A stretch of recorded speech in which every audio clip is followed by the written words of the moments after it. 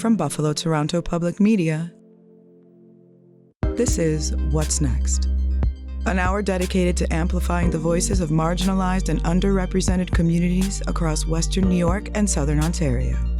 We cannot erase, we cannot reform, we cannot make things better if we're uncomfortable having tough conversations, Absolutely. if we're uncomfortable talking about race. What's Next carries forward our mission to engage in meaningful conversations about race, equity, and the shared concerns that deeply affect Buffalo's East Side and beyond.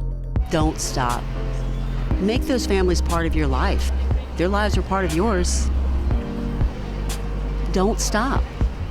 Together, we dive into the real issues, striving for understanding, connection, and change.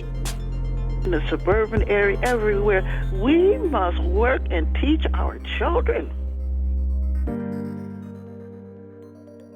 Peace and welcome to another episode of WBFO's What's Next. I'm your host, Saladin Allah, Director of Community Engagement at the Niagara Falls Underground Railroad Heritage Center, Public Projects Coordinator for the Niagara Falls National Heritage Area, and founder of the Atlantis School for Gifted Youngsters. Today we're going to be sitting down with Jalen Law, who is a Buffalo-based artist that is an art educator, entrepreneur that's dedicated to supporting emerging artists and youth in the regional art communities. I would also say that he is an artivist, and as we get into today's conversation, you're going to get a greater sense of why I would even say that. Jalen, it's nice to see you. It's nice to see you again, brother. I have to first and foremost say, thank you, not just, your presence, your wisdom here in this moment, but also just during the early stages of my development as a public artist. To be able to watch you from a distance many times, see how you're able to utilize the experiences and knowledge that you've accumulated over the years and how you've made that impact on not only your fellow colleagues at the Heritage Center, but in the community in Niagara Falls. It is a template that I utilize in many ways that I've come to realization in this moment now, to hold space for other people, regardless of their background or what walk of life that they come from. And so being able to have that model possibility, which is you, I want to say thank you live. Oh, man, I appreciate that, bro. And I also want to congratulate you, as well for all of your many accomplishments, and especially being selected as the NFTA Black History Month Artist Contest winner, where you were able to not only bless the city of Buffalo, but also our entire region with this beautiful mural that wraps one of their buses that is called The Future is Our Canvas. And as we get into our discussion, we're going to talk a little bit more about your vision behind that. Absolutely. And then also taking it even a step further by having the bus shelters to show your mural and to make it a form of augmented reality. And, I'm looking at your CV, and for those of you who are listening, if you're not familiar with what an artist's CV is, it's basically a one-page document of all of your different accomplishments. And that's important to know and understand, because if you want to work within the art space, people typically ask you for a copy of your CV. So, looking at your CV, man, you've done so many different things, from being a muralist, an art teacher, with Urban League, Positive Results Center in California, the Salvation Army, even Best Self Behavioral Health as a teacher as well. And this has been within the span of 8 years. And when people see you, you're pretty young to be doing all of this work. Typically when we think of artists and the kind of work that they're doing, we may have this idea of what they would look like. Right.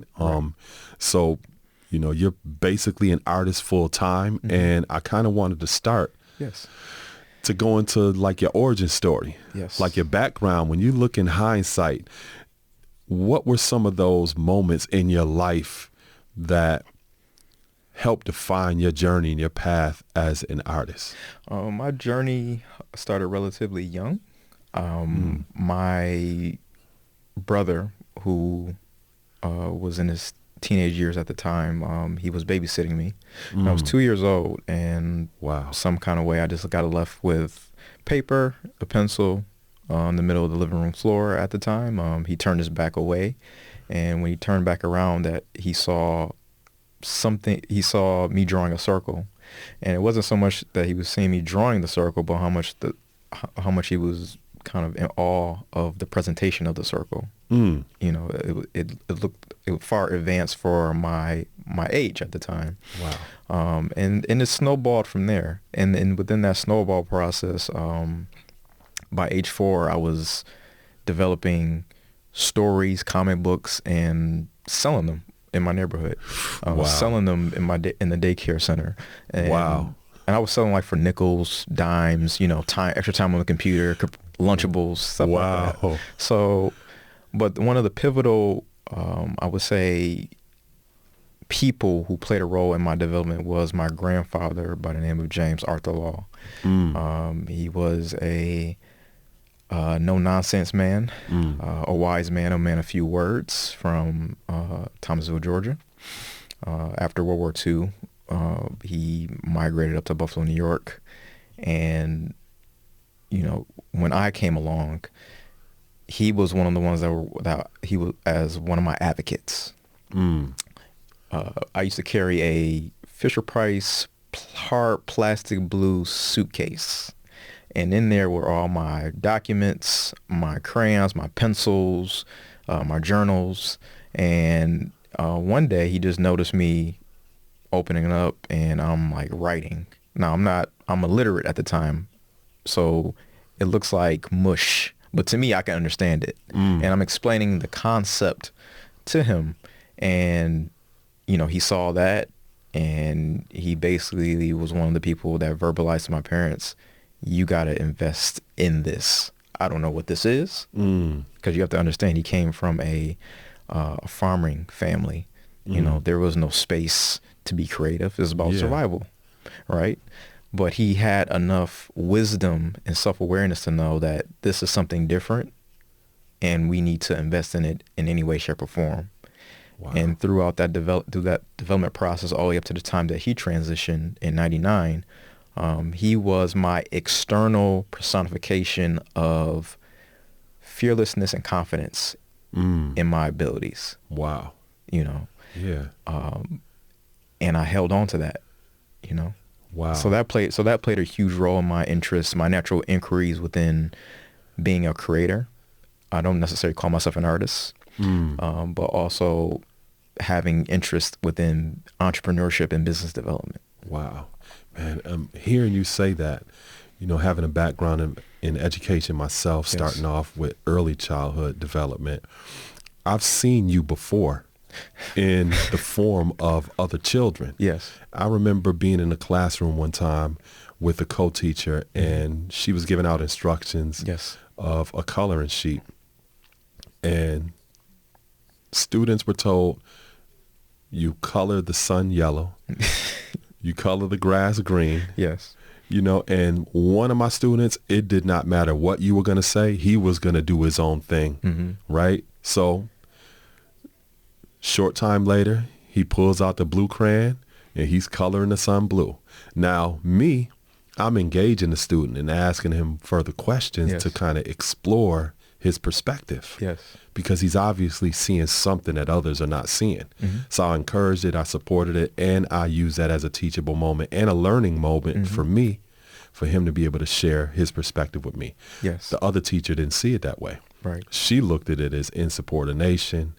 You know, you're supposed to follow these directions. Right. Right? Right. And I think about that child every so often. And I was one of those people in his life. Yes. That saw him for who he was and strived to encourage and direct him along his journey. Right. Right. And hearing this about your grandfather and him transitioning prior to the 2000s, how did you stay the course? What kind of resources or people came into your life to help you continue along that path that your grandfather played such an important part of? 3 people. My father, my mother, and my brother James Law, the 4th. those were the three pivotal people that helped me stay the course. From my perspective as a developing young man at the time, when he transitioned, I said in the previous response, he was the external personification of confidence and fearlessness. When he transitioned, it was like that went into the grave with him. So that, even though I was still, creating and drawing, I didn't have that. And I didn't have the languaging at the time to really, the psycho-emotional languaging at the time to really make sense of that. Neither did anybody around me have the tools to, make sense of that. So that played a role in not necessarily stopping my progress as an artist, but if the faucet is on, it brought it to like a slow drip for me, creatively speaking. But however, what made the difference for me to stand in front of you now to where I am now is I found a way within myself, within my development through the course of those years since his transition, to use his few words of wisdom and encouragement as an anchor to keep going, to keep exploring. And lucky enough, I had additional advocates within my family to make sure that I kept going, that I didn't stop. Wow. Irrespective of what any circumstances would be going on. Yeah. Is this some of the inspiration behind why you became an educator and teacher in terms of reaching the youth? In a way, yes. My natural innate talent was to be able to teach a point or teach a concept.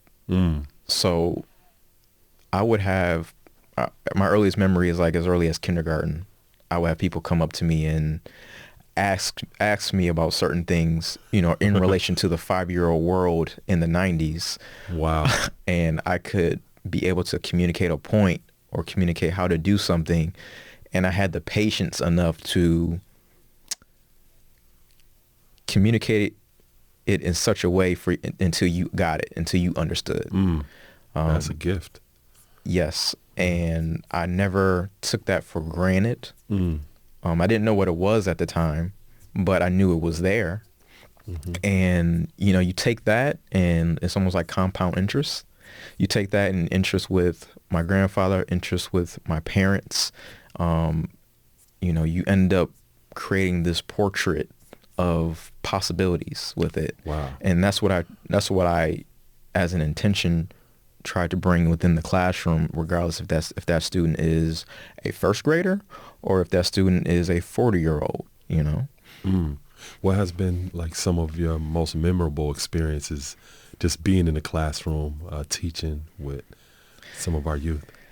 Oh, man, I have just one. So many. Because I know you got however, a lot. one pivotal one, when I graduated from the University of Buffalo in 2016, I ended up getting an opportunity to actually become an after-school coordinator at the Charter School of Inquiry, which is on Edison in Buffalo, New York.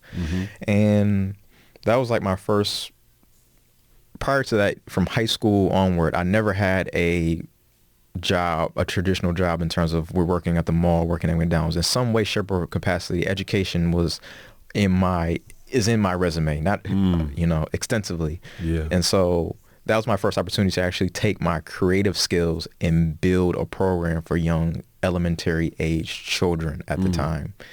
And within that process, there was a child. I believe he was in foster care, originally from Georgia. Somehow ended up through the system, made it up to Buffalo. His name was Christopher, first grader. And at the time, as the Charter School of Inquiry was figuring out their first year as an institution, of course they had behavioral issues. Christopher was one particular child that gave a lot of those teachers the blues. And that's a nice way of putting it. Yeah. and at a certain point in time, once I established rapport with the children, it got to a point where some of the teachers would just, when Christopher would have his moments, they'll send him right to me in my office. Yeah. And I'm talking to Christopher. Yeah. And that became the pivotal moment of testing me as an educator, but also being able to lead beyond lead beyond pain. Whether regardless of what I'm going through in the moment, being able to learn what it means to hold capacity for somebody that may not have the words, the emotional vocabulary, the psychological vocabulary to understand why are they doing a thing. And so my most memorable moment with Christopher was one day we were waiting for his foster mom to come pick him up during the wintertime. He was the last child in the after-school program. And I was reading a book about, I think, star formation by the physicist Carl Sagan. Okay. And I was explaining the concepts to him about stars and how certain properties within stars are the same properties that make a star be a star is also in us. That gives us life on this planet or in our galaxy for that matter. And something clicked with him. Wow. From that moment forward, his behavior challenges went down significantly from my personal perspective.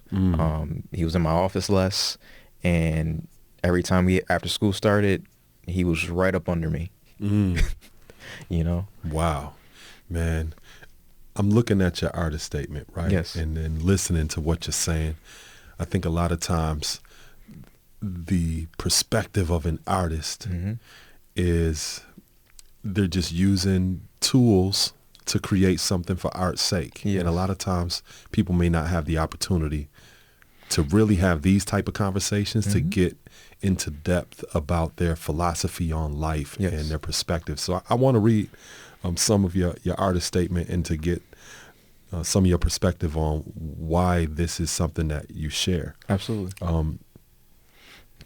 It says, in my artistic practice, I strive to serve as an objective observer, meticulously absorbing information from diverse perspectives and translating it into subjective expressions of line, form, and color.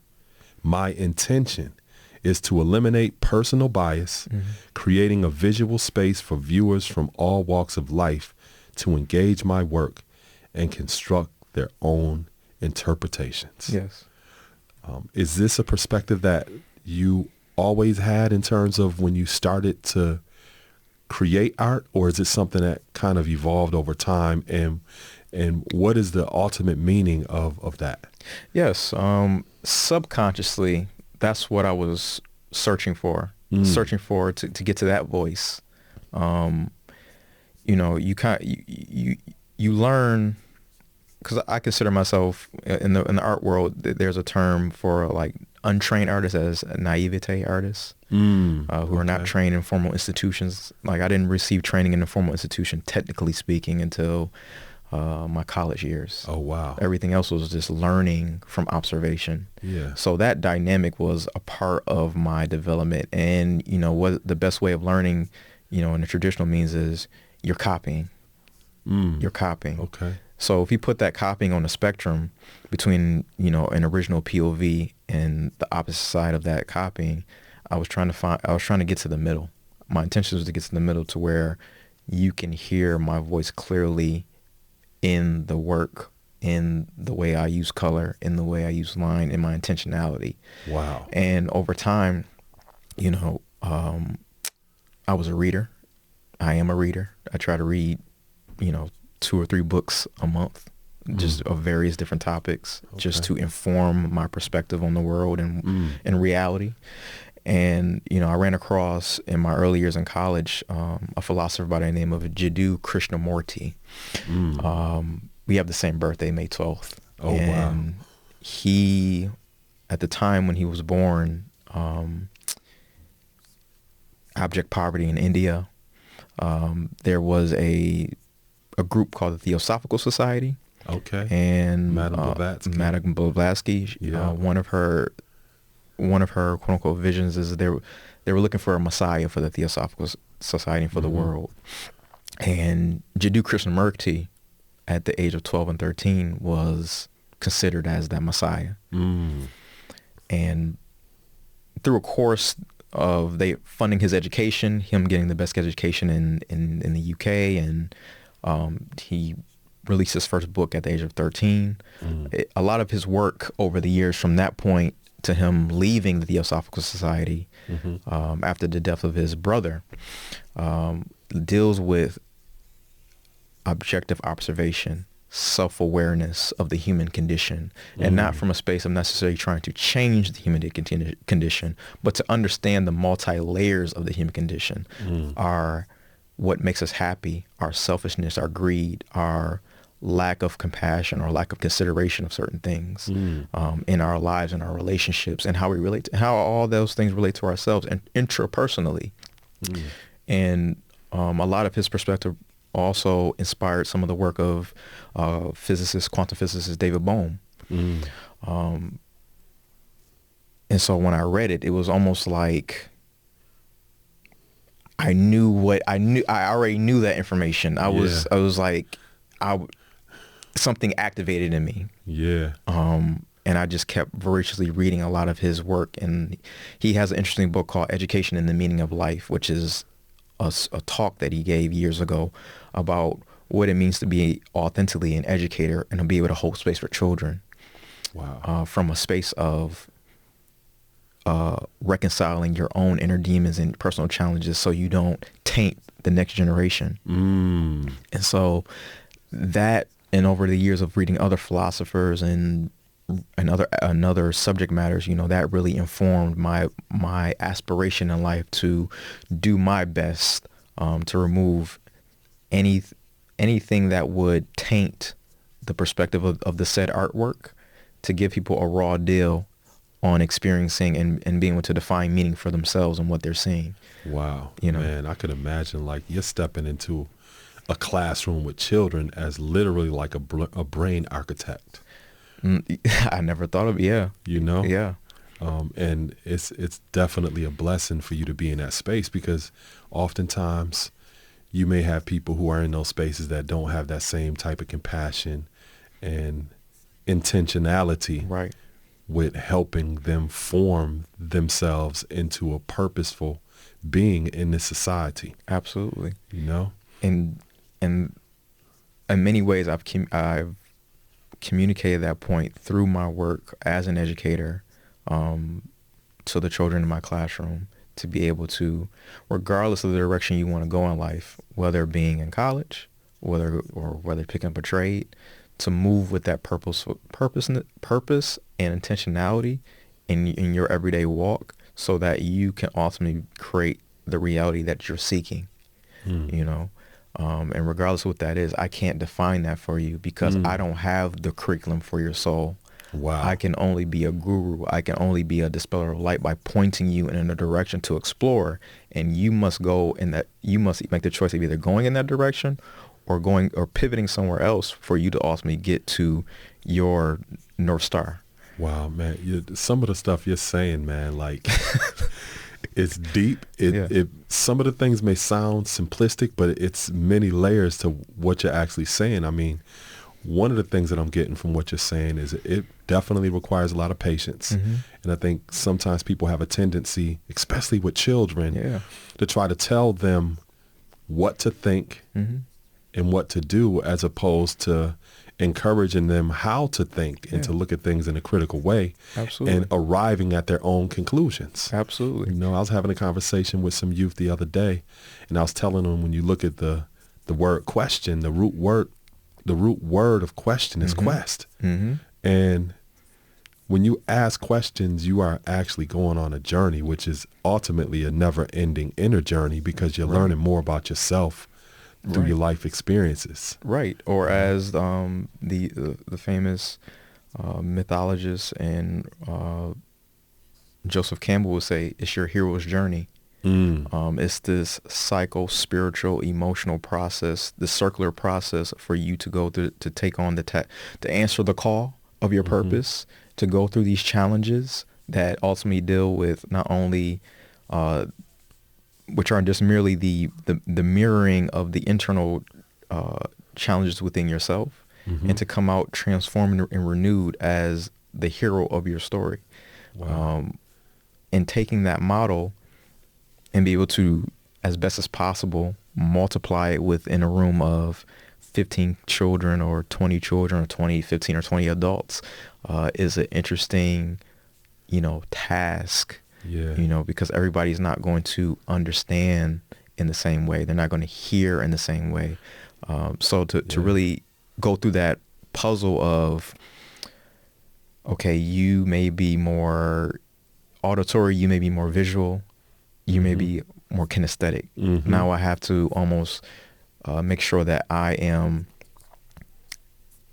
as the great Bruce Lee would say, be like water, and be able to meet you at those styles so that you can have the light bulb moment, or if you're a match, be able to light your match so you can dispel the darkness around you to have a clear view of where to go. Yeah, man, that's like alchemy. Absolutely. It's absolutely like alchemy. Jalen, we're going to take a short break, and then when we come back, talk a little bit more about some of your professional experiences, and then also to talk a little bit about, being the selected artist for the NFTA Black History Month art contest. I'm looking forward to it. Take a levity break with Group Chat, hosted by Tiffany Bentley. Listen Fridays at 10 a.m. on WBFO for lively banter on everything in pop culture, music, movies, trends, social media, and more. Public media is your gateway to discovery. From investigative journalism on Frontline to live local performances on WNED Classical and tiny stage sessions from WBFO The Bridge, Buffalo Toronto Public Media connects you to the stories, music, and moments that matter most. Explore what we have to offer at WNED.org. This is Public Media. This is Jack Cruiser with the Scoreboard on WBFO. Listen during Morning Edition and All Things Considered each Monday, Wednesday, and Friday for the latest on pro matchups and college rivalries, as well as standout local athletes from Western New York and Southern Ontario. Want more? Listen to a longer version of the Scoreboard at WBFO.org or wherever you get your podcasts. Public media connects us across generations, communities, and borders. Discover Buffalo Toronto public media programs that educate, entertain, and inspire. Explore more at WNED.org. PBS Learning Media provides free learning resources like our series, Compact History. Follow Corey, a time-traveling middle school history teacher, as he journeys beyond your textbook. Learn how history surrounds us and includes you, and find activities and tools to expand your knowledge. Check out the Compact History Collection on pbslearningmedia.org. You're listening to What's Next, our place to discuss the important issues of our communities of Western New York and Southern Ontario. We want to hear from you. Click on the Talk to Us option in the WBFO app, and we will work to get your questions or comments on the air. Do you have a story or concern that we should be addressing? Email what's next at WBFO.org. Together, we'll have the conversations that are needed. This is WBFO, your NPR station. We're back at WBFO's What's Next. I am your host, Saladin Allah. We're sitting here talking to Jalen Law, who is an artist, an educator, and an alchemist. If you've been listening to the show thus far, you can definitely get an understanding of what I mean by saying that he's an alchemist. Prior to the break, I wanted to talk a little bit more about your professional experience. One thing that we really didn't talk much about are your exhibitions that you've been doing. I see in your CV you started off with a solo exhibition in 2017. All the way up to 2024. Yes. And in that time period, we experienced the pandemic, and I see that you had a quarantine art exhibition all the way in Miami, Florida. Yes. So how did that come about, and how were you able to transition during that time of the pandemic in terms of being a full-time artist? Oh, in the words of the late Dick Gregory, I'm a turtle. In many respects, hard on the outside, I'm soft on the inside. I'm going to stick my neck out. And during the pandemic, when everything was announced that everything was going to be shut down, and and we were going through these uncontrollable changes, I saw the fear in many people, which is, valid, which is real. But I decided to look at the scenario, in the early phases, look at the scenario as an opportunity to be able to be an anchor, to hold space, just as other people have did for me. Yeah. To have the courage to help find solutions to help soothe that fear. And so in many ways, during that period of just uncertainty, I ended up connecting with a art gallery in Miami, Florida, and ended up curating a virtual exhibition, which was the quarantine. Oh, wow. Because at that time, a lot of things were still relatively shut down. Wasn't able to travel and, do the whole physical exhibition. Yeah. And so we ended up working together and actually executing that exhibition successfully. I have the actual video interview of that on my website. And from there, everything started to snowball, where things were locked down and closed. For me, in my reality, things were opening up during that time. Man, that's awesome to be able to pivot during that time period, especially considering just the kinesthetic aspect of doing art. Right. Because there were many artists that may have not been able to pivot like that, so that, right. I think that also speaks to your ability to think outside of the box and to be able to continually provide opportunities, not just for yourself, but also for the larger community, because you are also an example to many others who have been watching you and the work you're doing. And, I'm just really like, not necessarily realizing that now. I'm just, and it's not necessarily getting comfortable with it. I'm just settling into that realization.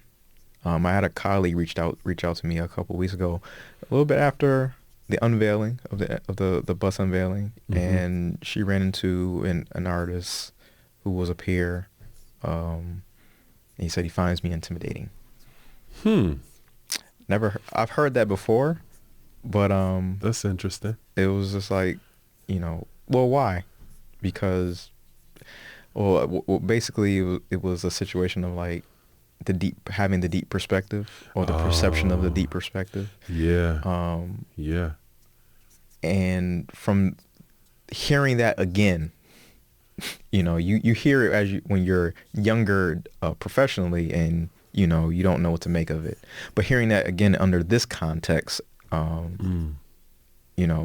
it is interesting. But I also interpret it as personally as a level of responsibility in my leadership as an artist, and somebody that people, whether they say it outright or whether they or covertly look up to me as almost an authority, or as a guide, on how to be a quote unquote successful artist or quote unquote art business owner. Yeah, yeah, or even speak about yourself and what you do. Right. Because I know that you don't do this work, and I'm similar in that way. I don't do it for notoriety, right, or to talk about what I've done, but because of the kind of society we live in, right, we have to have a CV. You know, we have to tell people about the things that we actually do. Absolutely. And I think sometimes too, when people meet us, we become like a proverbial mirror, right, where they look at us and they look at the things that we're doing or the things that we're not doing, and sometimes people measure themselves according to what they view as a standard. So sometimes it's less about you being intimidating or you seeing yourself as a leader or important, and more about maybe me not feeling as if I'm important, right, or I'm doing anything significant. You know, it's really, again, it's a never-ending inner journey that we're all taking, regardless of what space that we're in. You know, today we're talking about art, right? And I think that when people are listening to this conversation, willfully they may be more inspired to go within, because that's the kind of conversation that we're having. We're having a very deep conversation. Absolutely. You know, and I think sometimes people think that art is just putting paint on a wall. Right. You know, and there are a lot of layers to why we do what we do. Right. I wanted to talk also about the Jalen Law collection, you know, LLC that you started.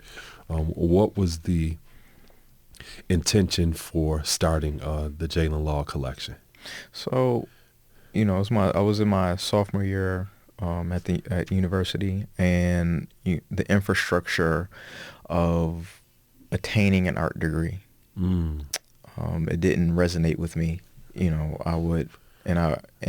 the time of that pivotal period in my life, I would ask professional artists who were, around me that I had access to at the time, how do you successfully navigate through the art world? And I couldn't really necessarily get a clear answer within the realms of how do you successfully navigate within your own terms?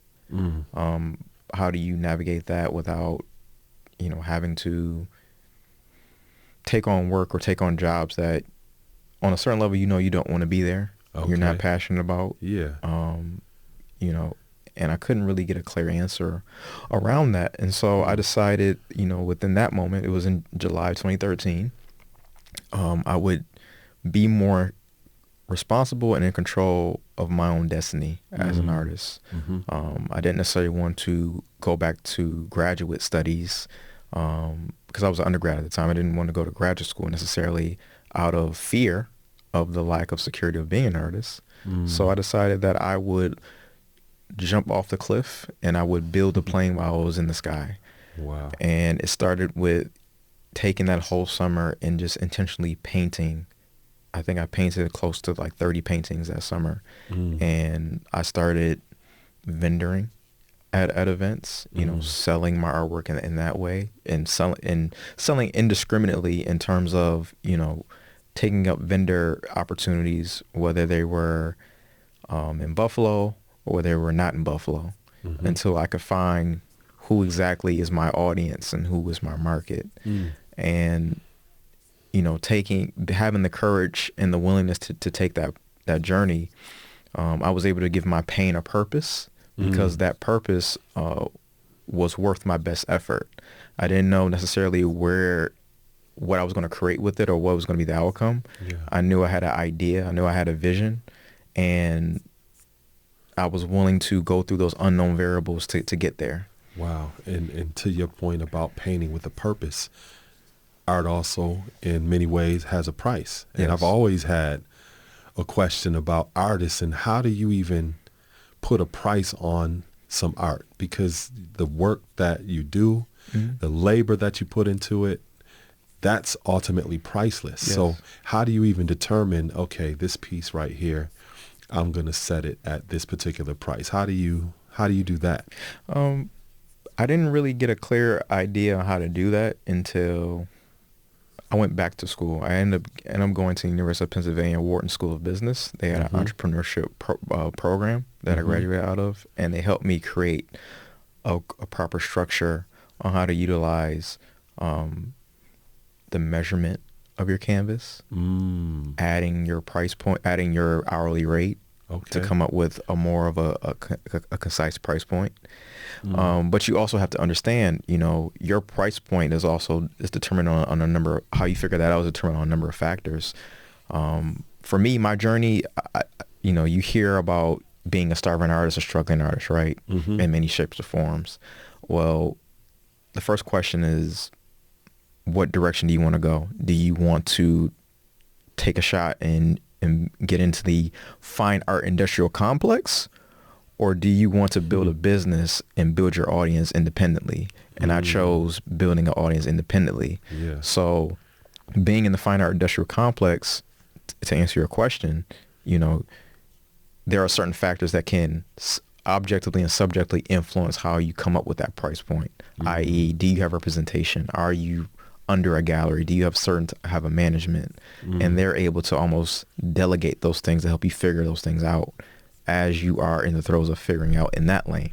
Wow. As opposed as an independent artist, and the direction I took, I was able to, or I had the willingness to hire or to go back to business art programs, enroll in business art programs, and also hire business coaches to come up with a concise formula that I could stick to in my process. Wow. And then I could imagine too, in today's age with social media, that would definitely influence the price of art as well, because if someone like Jay-Z or somebody posted an image of your art and said that they just bought this piece, I mean, you might go viral just on the strength of something like that. You know? Absolutely. And there's been many, models of possibilities. Social media has provided artists an opportunity to cut the middleman and to get a direct consumer experience, to get their artwork, quote unquote, out there in a more direct way. And in that process, it has, afforded and blessed many artists, regardless of what walks of life that they come from. And for some artists, they're still figuring it out. They're still being, and I think currently within the course of social media at this juncture, it is, you may find yourself, if you're not careful, playing to the tune of the algorithm. What the algorithm will help expose your content, cast your content out like a fishing net. Wow. In order to get to the next level or sell the next painting. And that can be limiting in terms of for you finding your own original POV if you're not careful. Wow, man. And I think too, another caveat to that is the content harvesting. Yes. Where people will see your ideas and steal your intellectual property. And you come up with this brilliant, beautiful idea, and the next thing you know, somebody else is trying to make a bootleg version of something that you originally created. Absolutely. I've had quite a few ideas that went on tour. Wow. I got a phone call from those ideas like, hey, this worked out. You need to be here. Wow. So, that's a dynamic within itself in terms of being very selective of what you allow to be released out into the world. But it's not always about necessarily releasing it just to follow the time slot where people are at their most optimum of watching social media, but it's also being able to know when to release it in order as a further strategy to mitigate those instances of, somebody copying. Because there have also been experiences where certain artists' artwork have been sold in places like Walmart and Target by somebody else and not by that artist. You know, so these are real things that you have to mitigate as you're working through that environment.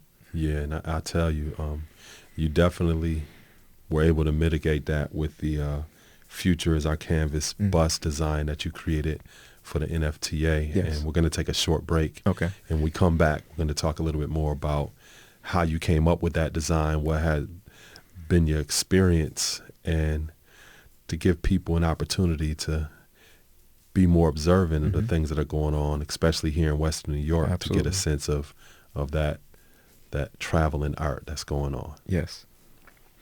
Our mission at Buffalo Toronto Public Media is to serve our local community. And on WBFO, we do that by keeping you informed. We bring you important perspectives from your neighbors on what's next. It's cultural heritage tourism. People go and they travel different places to learn about history and lived experiences that only took place in that area. Oftentimes you may have people in certain positions that don't understand the value of cultural heritage tourism. And we investigate issues in our community, such as racial disparities in traffic stops. The data breakdown by council district shows that black people are stopped disproportionately to their population in all 9 districts. Lovejoy District leads the pack in terms of those disproportionate stops. Just 37% of the district's population is black, yet black motorists account for almost 70% of stop receipts issued there. This is public media. WBFO's Disabilities Beat helps us understand our community's challenges. I don't think that people understand how exhausting it is to be disabled because you're fighting on so many fronts all the time just to exist. Sign up for Protect My Public Media to ensure initiatives like this remain strong. Go to protectmypublicmedia.org today and make your voice heard. You're listening to What's Next, our place to discuss the important issues of our communities of Western New York and Southern Ontario. We want to hear from you. Click on the Talk to Us option in the WBFO app, and we will work to get your questions or comments on the air.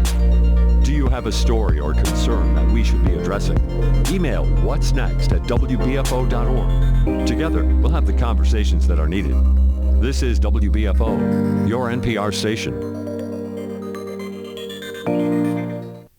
Welcome back to WBFO's What's Next. I'm your host, Saladin Allah, and we're sitting down with Jalen Law, artist and educator. And before the break, we talked a little bit about the NFTA Black History Month art contest, and you were able to create this beautiful mural titled "The Future is Our Canvas." And I tell you, Jalen, when I first saw it, the first thing that I said is, I saw this image when I was in Africa. It took me right back to Africa when I saw that. It is beautiful, man. Thank you. I wanted you to tell a little bit about, like, how did you come up with that, and what is the meaning behind that art? Yes, it was a culmination of experiences. So a year ago, I collaborated with an organization called Girls Gotta Run Foundation, and it's a foundation that works directly with girls in 2 locations in Ethiopia, Bokoji and Sado, and they provide a comprehensive list of different resources and supports for young girls as a way of means to mitigate from abject poverty, young marriages, to make sure that these girls are educated and are able to create the best successful life outcomes for themselves. They provide educational support and also life skill support and workforce development for their mothers, because many of their mothers are entrepreneurs in their own right. And so I was afforded the opportunity last year, in November, to travel to Ethiopia with a group of people who in some capacity have supported Girls Gotta Run and supported the programming. How I supported the programming is I developed a tote bag, and proceeds from those tote bags went straight to support the girls and the programming. And so during that course of that 2-week plus experience, traveling to about close to 5 different cities, a little bit over 5 different cities, that really informed and expanded my consciousness on the realities of being in Ethiopia. And it wasn't just a work trip working with children, and working with children, it was also a pilgrimage. So I found out through on my paternal side via my grandmother that I had a ancestor who married into the royal family during the 1930s, 1940s. Wow. So for clarity, when you say married into the royal family, what royal family are you speaking about in Ethiopia? The former Emperor Haile Selassie. Wow. Okay. And during that time period, what occurred was, her name was Dorothy Pauline Hadley Bayen. And she married the cousin of the Emperor Haile Selassie, who was his primary physician, Malaku Bayen. Wow. And in a nutshell, they met at Howard University. They ended up living in Ethiopia for a number of years. But during the second Italian invasion in Ethiopia, they were sent as emissaries back to the United States to formulate relationships between Black Americans and Ethiopians on the continent. And they would raise funds. They would host conferences. They developed a organization called the Ethiopian World Federation, as well as a publication called The Voice of Ethiopia, to talk about the plights of Jim Crow, the plights of the war, to garner that support. Wow. And so it was a full comprehensive experience of being able to really know what it means, what she experienced being there, as well as, working with the children as well. So working with the children there, when I was in Bokoji, because Bokoji is famous for some of your top level marathon runners and track and field runners come out of Bokoji. Wow. And they use running as a vehicle to escape poverty, no different than a Black child in the United States will use football and basketball to escape poverty. Yeah. And so in the mornings we would run in the hills, and not, almost at elevations of 8,000 plus feet. And in between, the track coach would instill certain life lessons, certain social emotional intelligence lessons within their as they intentionally practice and train and run, to not only be able to deal with challenges of training, but the challenges of life. And so in between that, being able to interface with the athletes, even though we couldn't necessarily speak the same language in full, we were able to speak running. And I was able to use the vehicle running because, you know, I love running. Running is a pastime sport in my family.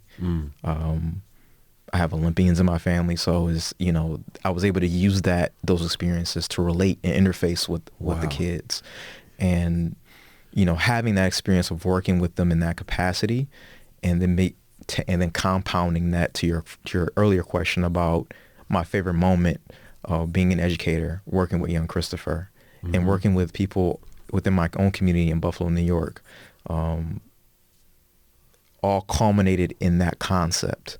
Wow. I brought, in my own way, as my ancestor Dorothy Hadley did in her work, I brought the Black American experience with the African diaspora experience into this concept, the future is our canvas. Wow, man. And it is beautiful. I was blown away seeing it on one side of the bus.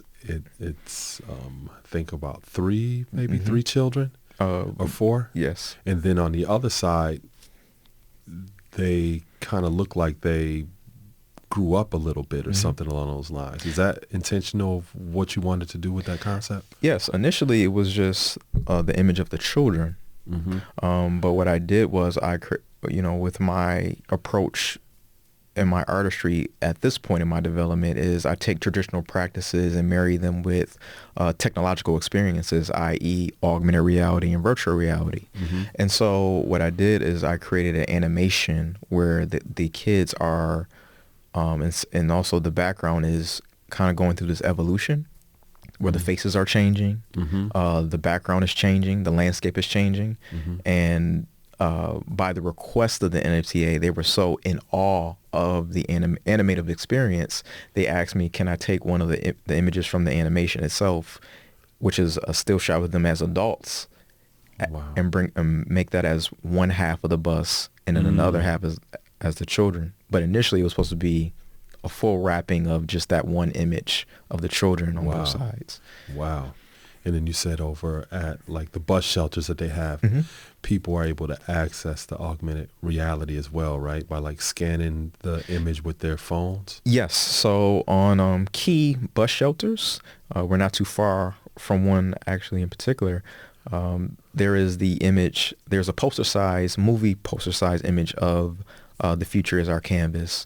And at the top left corner of the poster, you can scan the QR code to get access to that video-based experience where you can see the 31-second video of that looping of the children graduating to adulthood. And as they graduate, you can see in the landscape that the bright yellow and orange hues, as you would see being in Africa, whether it's in Tanzania or whether it's in Ethiopia, within the highlands, you can see a city being built. Man, I tell you, for community members to be able to see that image when they're waking up early in the morning and going off to work or to school or to other different places, that's inspiring.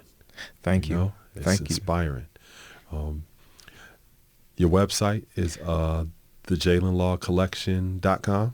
Yes, sir. My website is the Jalen Law Collection. So Jalen, Jalen, Law, LAW, like law and order, and then the word collection, COLLECTION.com.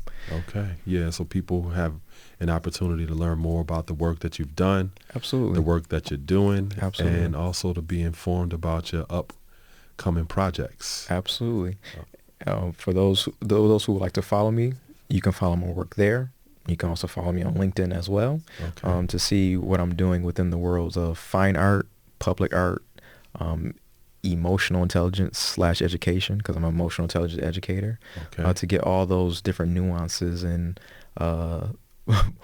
my creative universe, so to speak. Yes, man. Jalen, I want to thank you for sitting down with us today. Yes. I definitely in the future want to bring you back and we can talk about some of the other things that we didn't have a chance to get into. Like I told you, this is not going to be enough time. Absolutely. Just an hour. Absolutely. You know?